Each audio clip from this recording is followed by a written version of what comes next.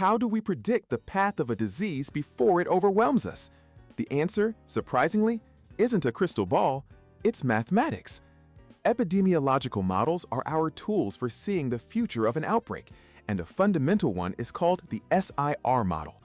Imagine a population divided into three simple groups: susceptible, infected, and recovered. People move from the susceptible bucket to the infected bucket, and then from infected to recovered, hopefully with immunity. These models use equations to describe that flow, predicting how an outbreak will rise and fall. The key to it all is a single powerful number, R0 or R0. Think of it as the disease's score. It's the average number of people one sick person will infect in a totally unprotected population. If a disease has an R0 of 3, one person infects 3 others. The rule is simple. If R0 is greater than 1, the outbreak grows.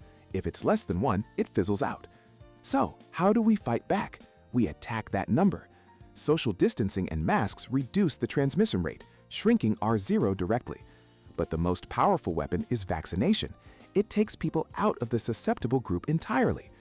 Let's say a disease has an R0 of 3. If we vaccinate 60% of the population, only 40% are still susceptible. The new effective R0 becomes 3 times 0.4, which equals 1.2. The disease is still spreading. To stop it, we need the effective R0 below 1. In this case, that means vaccinating more than 2/3 of the population. That's the threshold for herd immunity. These models aren't perfect, they're built on assumptions, but they allow us to test strategies, predict hospital needs, and understand how our collective actions can turn the tide against an epidemic.